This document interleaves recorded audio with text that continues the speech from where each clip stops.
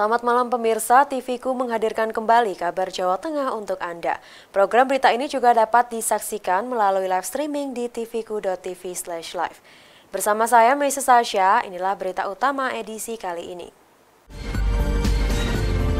Hadapi banjir, Dewan minta drainase dapat perhatian. Upaya pangkas mata rantai distribusi pangan beras.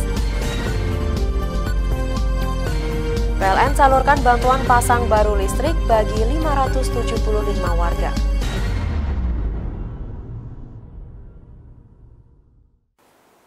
Inilah kabar Jawa Tengah selengkapnya. Mengantisipasi banjir, DPRD Kota Semarang meminta drainase di Kota Semarang dapatkan perhatian lebih. Selain itu, koordinasi lintas lembaga juga diminta dimaksimalkan, supaya banjir saat hujan deras mengguyur Kota Semarang tidak terulang. Pengalaman banjir di Jalan Raya Kaligawi, Jalan Mukti Harjolor, saat hujan deras mengguyur Kota Semarang pada Selasa malam menjadi perhatian serius DPRD Kota Semarang. Ketua DPRD Kota Semarang meminta supaya upaya-upaya pengerukan sedimentasi terus dilakukan, khususnya di drainase yang menuju ke sungai besar. Sebab dikhawatirkan masih banyak sumbatan-sumbatan yang dapat mengganggu aliran air. Selain itu, untuk mengurai banjir saat hujan deras melanda Kota Semarang, Pemkot Semarang diminta juga melakukan koordinasi lintas sektoral dan instansi. Sebab sejumlah sungai besar di Kota Semarang merupakan kewenangan pemerintah pusat atau BBWS Pemali Juwana, sehingga sistem pompa dapat lebih dimaksimalkan dan tidak saling lempar tanggung jawab saat terjadi banjir. Mendorong nih pemerintah Kota Semarang supaya segera diturunkan timnya untuk pembenahan drainase dan subdrainase. Untuk sungai-sungai besar, alhamdulillah sudah dinormalisasi. Walaupun ada beberapa yang belum, hanya persoalannya tidak cukup untuk normalisasi sungai. Kalau drainasenya itu tidak dibenahi. Itu kan akses yang menuju ke sungainya ini yang sebetulnya banyak sumbatan. Itu segera diperbaiki, dinormalisasi juga, agar hujan, ini kan hujan baru 3 kali kalau nggak salah atau 4 kali. Itu kalau nanti sudah musim hujan kayak gitu, begitu hujan nggak ada nggak bisa ngeresep lagi karena sudah sering hujan. Ini saja sudah lama, artinya beberapa bulan nggak hujan saja nggak bisa ngeresep loh air itu. Jalan Raya Kaligawe dan Mukti Harjolor sendiri sempat terendam banjir pada Rabu siang akibat dari hujan deras yang terjadi pada Selasa malam. Akibat banjir ini, aktivitas warga sempat terganggu karena ketinggian banjir di sejumlah titik hampir 50 cm. Dari Semarang, Tutuk Carita melaporkan. Setelah dilakukan pembahasan bersama antara tim Badan Anggaran DPRD Kota Semarang bersama dengan pemerintah Kota Semarang, DPRD Kota Semarang menyetujui dan menetapkan besaran APBD murni tahun 2024 sebesar Rp5,4 triliun. Persetujuan dan penetapan APBD murni Kota Semarang sebesar Rp5,4 triliun ini dilakukan Kamis siang dalam sidang paripurna DPRD Kota Semarang dengan agenda persetujuan bersama penetapan APBD Kota Semarang tahun 2024. DPRD Kota Semarang sebagai representasi dari warga Kota Semarang secara aklamasi menyetujui APBD murni tahun 2024 yang telah dibahasnya dalam Badan Anggaran bersama dengan tim eksekutif atau pemerintah Kota Semarang. Pendapatan sendiri ditetapkan sebesar Rp5,2 triliun, sedangkan belanja sebesar Rp5,4 miliar atau defisit sebesar Rp229 miliar. Atas penetapan APBD ini, Ketua DPRD Kota Semarang Kadar Lusman berharap nantinya di tahun 2024 dapat langsung diserap. Dewan juga meminta supaya target yang telah ditetapkan tersebut dapat tercapai. Harapan kami setelah disahkan, segera dilaksanakan, baru fungsi kami sebagai pengawasan yang kita lakukan dengan teman-teman sesuai dengan tupoksi masing-masing. Eksekutif kan mencoba untuk meningkatkan itu terus. Kami juga selalu diskusikan, jangan sampai target itu dipaksakan. Artinya target itu dipaksakan, nantinya tidak bisa realisasi kan juga eman-eman gitu loh. Jadi yang paling tidak melalui kajian-kajian seperti parkir semisal.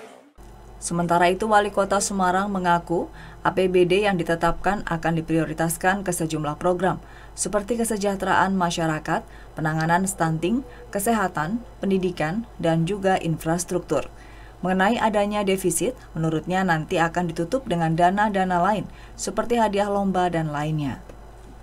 Masih kayak dulu lagi ya, jadi yang pertama pasti kesejahteraan masyarakat, baik penanganan stunting, kemudian penanganan kemiskinan ekstrim, ketahanan pangan dan inflasi, tapi tidak lupa juga masalah infrastruktur dan investasi, karena itu menjadi satu bagian yang merupakan kebijakan juga dari pemerintah pusat kepada pemerintah daerah. Nah itu fokus selain juga ya pasti yang lainnya kesehatan, pendidikan. Tapi yang menjadi prioritas seperti tahun 2023, ini 2024 ini kan juga kondisi ekonomi, kondisi pangan juga belum baik gitu ya, belum recovery lagi karena ada salah satu fenomena El Nino dan sebagainya. Ita berharap saat memasuki awal tahun, program-program dapat segera dijalankan dan anggaran lekas terserap dan pendapatan memenuhi target. Dari Semarang, Tutuk Carita melaporkan. Upaya pangkas mata rantai distribusi pangan beras, informasinya akan kami sajikan sesaat lagi.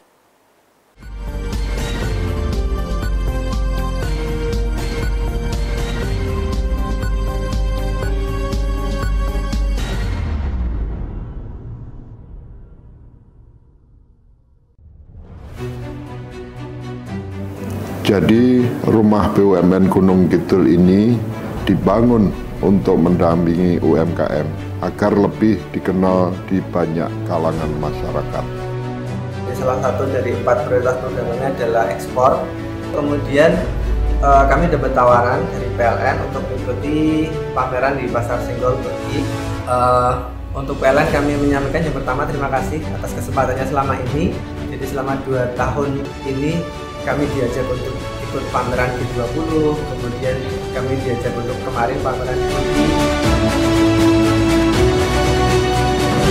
Kami berharap rumah BUMN Gunung Kidul binaan PT PLN Persero dapat menjadi wadah bagi UMKM di Yogyakarta dan sekitarnya. Rumah BUMN Gunung Kidul dari Yogyakarta untuk dunia. Wong lulus sekolah malah domblang-domblong, pengen langsung kerja. Mbok kuliah neng dinus-dinus apa kae sing kampusnya biru, nggone Mbak Yumu kuliah karo kanca-kancane kae lho. Itu Udinus, Universitas Dian Nuswantoro, salah satu pelopor kampus teknologi dan komputer di Indonesia. Nah, contohnya Mbak Yumu karo koncone. Mbak Yumu lulus kuliah langsung kerja, koncone lulus kuliah buka usaha, kan iso membuka lapangan pekerjaan. Universitas Dian Nuswantoro, perguruan tinggi terakreditasi unggul dengan 5 fakultas unggulan, program pasca sarjana, dan program doktor. Kampusnya adem, apik kaya mall. Mahasiswane ya akeh sing berprestasi nasional sampai internasional. Udinus berada di pusat kota Semarang dengan akses mudah, lengkap dengan fasilitas laboratorium, sport center, poliklinik, suasana kampus yang edukatif dan kolaboratif. Jolali, yuk daftar Udinus Polke, Universitas Dian Nuswantoro, jempol dan oke. Jadi rumah BUMN Gunung Kidul ini dibangun untuk mendampingi UMKM agar lebih dikenal di banyak kalangan masyarakat. Salah satu dari 4 prioritas programnya adalah ekspor. Kemudian kami dapat tawaran dari PLN untuk mengikuti pameran di Pasar Senggol Turki. Untuk PLN kami menyampaikan yang pertama terima kasih atas kesempatannya selama ini. Jadi selama 2 tahun ini kami diajak untuk ikut pameran G20, kemudian kami diajak untuk kemarin pameran di Turki.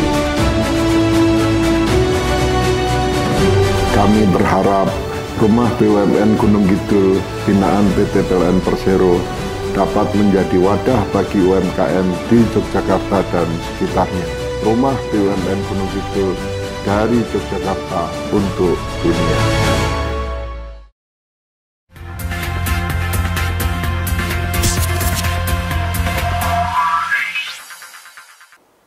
Terima kasih Anda masih bersama kami di Kabar Jawa Tengah.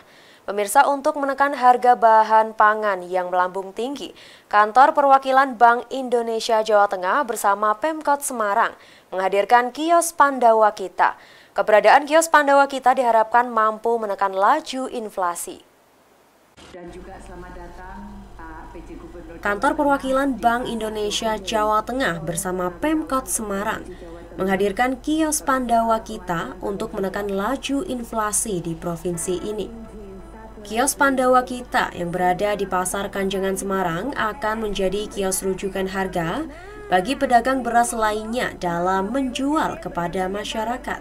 Dalam mengoperasikan toko ini, Pemkot Semarang berkolaborasi dengan Badan Usaha Milik Petani, BUMP Lumpang Semar Sejahtera Semarang, BUMP Wijaya Kusuma Pangan Mandiri Cilacap, dan BUMP Sukoharjo Makmur Pangan Sejahtera, di mana Kabupaten Cilacap maupun Kabupaten Sukoharjo adalah daerah yang merupakan lumbung padi.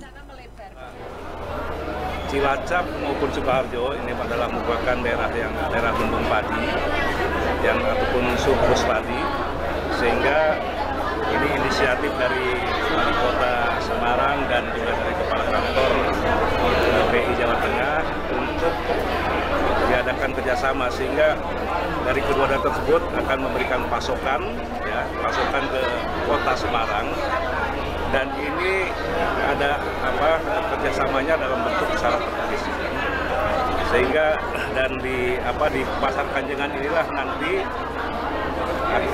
ada kios Pandawa Kita, dan kita harapkan ini akan menjadi food estate food station untuk di Kota Semarang.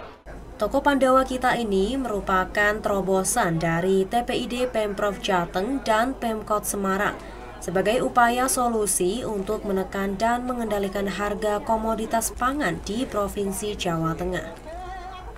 Harapannya memang ini ke depan kapasitas beras akan kita jual juga akan bertambah, sehingga akan efektif toko Pandawa Kita ini menjadi market price reference, sehingga nanti harga-harga di luar dari toko Pandawa Kita ini bisa mengikuti harga yang kita tetapkan di sini. Dan ini merupakan kerjasama terobosan dari TPID Provinsi Jawa Tengah dan Kota Semarang. Saat ini harga beras medium di pasaran dijual Rp13.000 sampai Rp14.000 per kilogram, dan hadirnya kios Pandawa Kita bisa dijual dengan harga di bawah Rp13.000 per kilogram. Pemkot Semarang juga meluncurkan aplikasi Siharpa atau Sistem Informasi Harga Pangan. Siharpa merupakan aplikasi milik Disperinda Kota Semarang yang berfungsi memantau serta mengevaluasi kualitas dan harga beras setiap hari. Dari Semarang, Restu Indah melaporkan. Sementara itu pemirsa, setelah harga cabai yang melambung, kini giliran harga kedelai diam-diam juga ikut naik. Harga kedelai yang akan mencapai Rp13.000 per kilogram berdampak pada ukuran tahu dan tempe yang semakin mengecil. Hal ini membuat pedagang tahu tempe di pasaran mengalami penurunan omzet. Sepi pembeli, inilah yang dirasakan para pedagang tahu dan tempe di Pasar Mijen Kota Semarang. Pedagang mengatakan dampak naiknya harga kedelai yang mencapai Rp13.000 per kilogram membuat tahu dan tempe dalam beberapa hari terakhir ukurannya semakin mengecil dibandingkan produksi tahu tempe pada pekan lalu. Meski mengecil untuk harga masih tetap sama. Satu tempe plastik ukuran 1/4 jual Rp6.000, sementara tahu ukuran kecil dijual Rp8.000 per plastiknya. Dan tahu besar dijual Rp10.000 per bungkusnya yang berisi 10 biji. Imbas semakin kecilnya ukuran tahu dan tempe, diakui pedagang membuat lapaknya tak dilirik pembeli. Akibatnya penjualan mereka juga turut menurun. Ya nggak naik, cuman dikurangi. Dulu tebel, sekarang nipis. Juga tahunya ya juga. Dulu juga besar-besar, sekarang ya agak kecil-kecil ya? Ya, pada berkurang. Karena itu dulu punya besar-besar, dikirain saya yang ngurangin, saya nggak bikin dari pabrik. Dulu banyak pembelinya, sekarang pas sedikit. dulu habisnya banyak, ya sekarang cuma 3 ton. Pedagang berharap pemerintah dapat segera menstabilkan harga kedelai yang sebelumnya sempat di angka Rp7.000 per kilogramnya, sehingga produksi tahu tempe dapat normal kembali dan penjualan tahu tempe kembali meningkat. Dari Semarang, Tutuk Carita melaporkan. PLN salurkan bantuan pasang baru listrik bagi 575 warga. Informasinya akan kami sajikan sesaat lagi.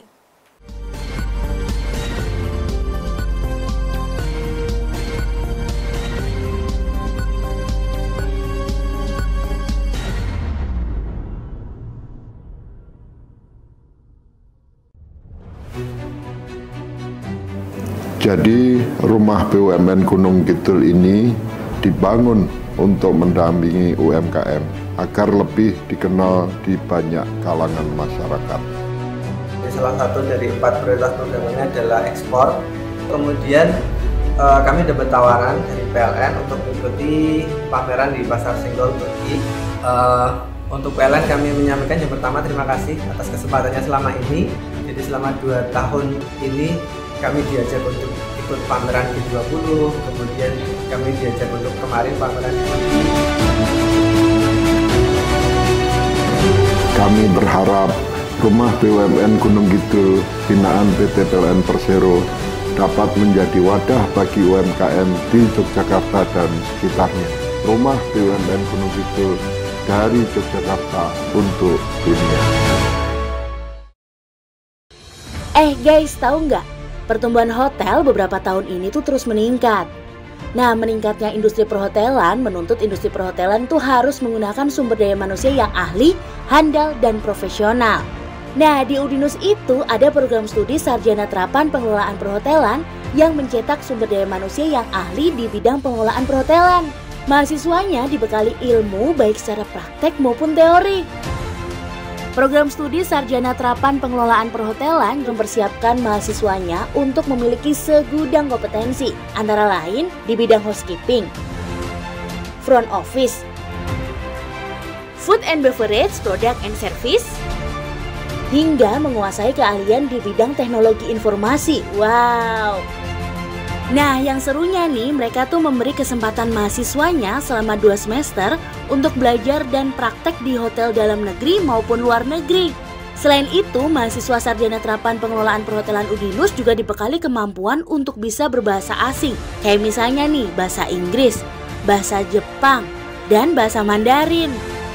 Selain sarana dan prasarana yang super lengkap serta dosen pengajarnya yang memiliki kualitas pendidikan master hingga doktor, yang menjadikan mahasiswa Sarjana Terapan Pengelolaan Perhotelan Udinus mempunyai kemampuan handal dan profesional.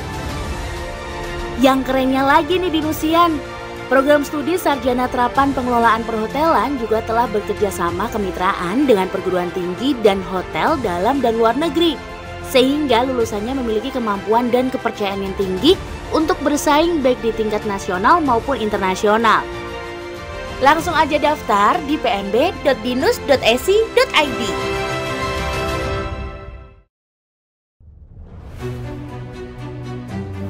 Jadi rumah BUMN Gunung Kidul ini dibangun untuk mendampingi UMKM agar lebih dikenal di banyak kalangan masyarakat.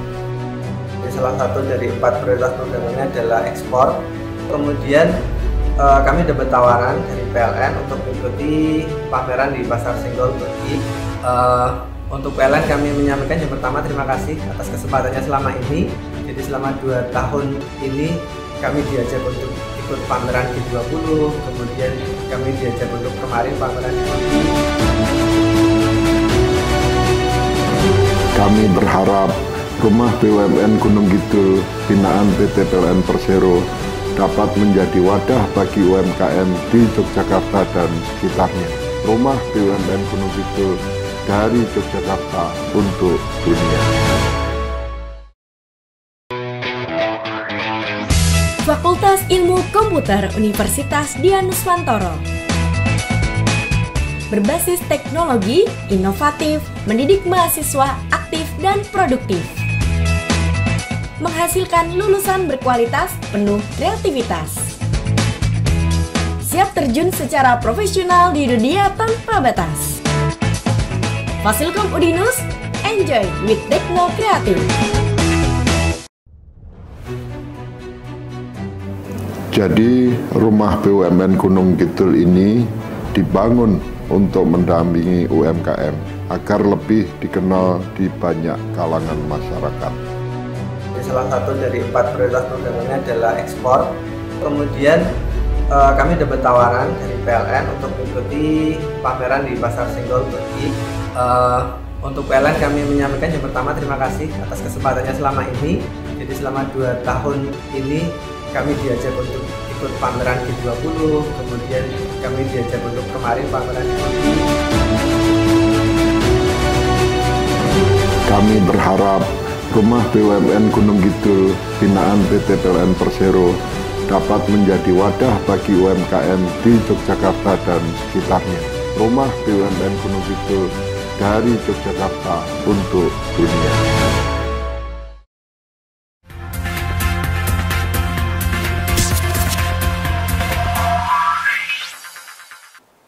Terima kasih Anda masih bersama kami di Kabar Jawa Tengah. Pemirsa, pemerintah melalui Kementerian ESDM dan PT PLN Persero memberikan bantuan pasang baru listrik untuk 575 warga kurang mampu di Desa Wonoroto, Kecamatan Watu Malang, Wonosobo. Bantuan tersebut untuk mempercepat pembangunan melalui pengentasan kemiskinan di Provinsi Jawa Tengah.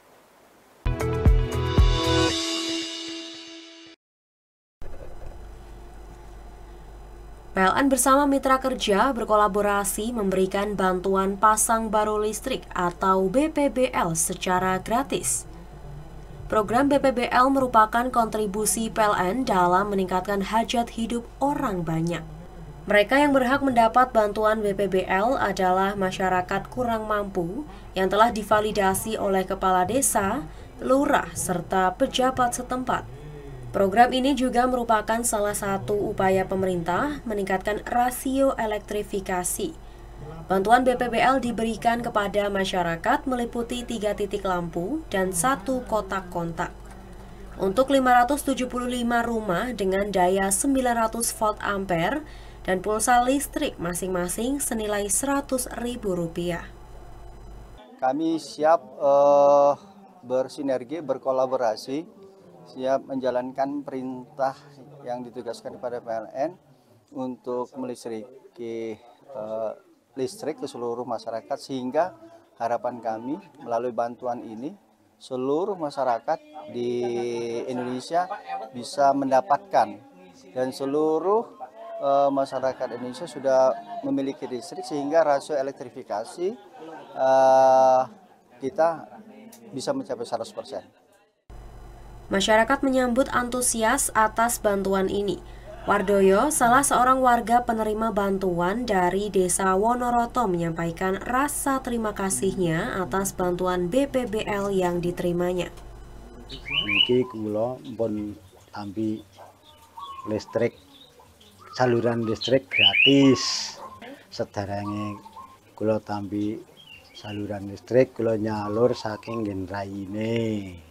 Niki matur nuwun sangat pun tampi saluran listrik gratis.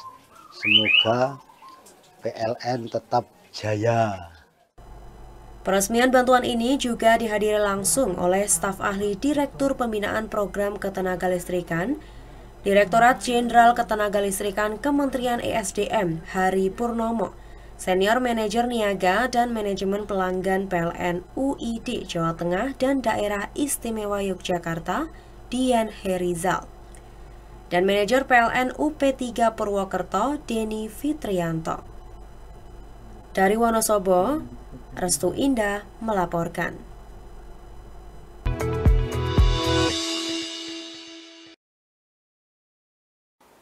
Pemirsa, beralih ke informasi lain, jika ingin menikmati liburan di tempat rekreasi yang menarik, Saloka Theme Park bisa menjadi daftar kunjungan Anda. Di sini Anda akan dimanjakan dengan 25 wahana seru sekaligus menantang adrenalin.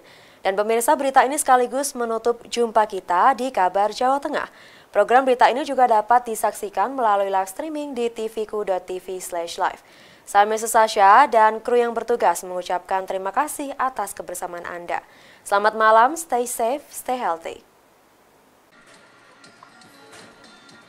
Saloka Theme Park merupakan salah satu destinasi wisata favorit di Tuntang, Kabupaten Semarang. Taman rekreasi tematik keluarga ini mengusung konsep kearifan lokal yang berlokasi di antara Kabupaten Semarang dan Salatiga. Saloka Theme Park memiliki 25 wahana dan dibagi menjadi 5 zona. Di antaranya zona pesisir, zona Balantara, zona Sagara Prada, zona Kamayai, dan zona Araria. Saat pertama kali masuk, kita akan disambut langsung dengan zona pesisir. Di sini ada wahana raksasa yang diberi nama Cakrawala. Kita diajak menaiki gondola, kemudian berputar hingga ketinggian 33 meter. Selain itu, ada zona Araria yang menjadi salah satu zona favorit.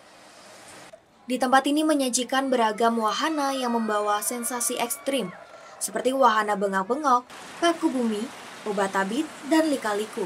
Wahana bengak-bengok yakni berbentuk lingkaran, maju mundur dan berputar di atas rel setengah lingkaran. Menaiki ini akan membuat kita teriak sepuasnya. Sedangkan wahana paku bumi membuat kita merasakan sensasi melayang dari ketinggian puluhan meter. Wahana favorit lainnya yakni lika-liku. Wahana ini layaknya roller coaster yang bisa meluncur dari ketinggian 12 meter dengan jalur berlika-liku dan laju yang cepat. Zona Sagara Prada juga tak kalah serunya. Di zona ini banyak wahana yang cocok untuk kita bersantai dan bermain. Dengan wahana tematik seperti ini di Jawa Tengah hanya ada di Saloka dengan luasnya kurang lebih 12 hektar dan dilengkapi dengan 25 wahana. Nah, total wahana yang kita miliki ya 25 itu terdiri dari beberapa kategori wahana. Ada wahana yang untuk keluarga, wahana yang santai, ada juga wahana air, ada wahana yang horor serem-serem juga ada, dan wahana ekstrim pun juga ada. Dan di Saloka ini terbagi menjadi 5 zona.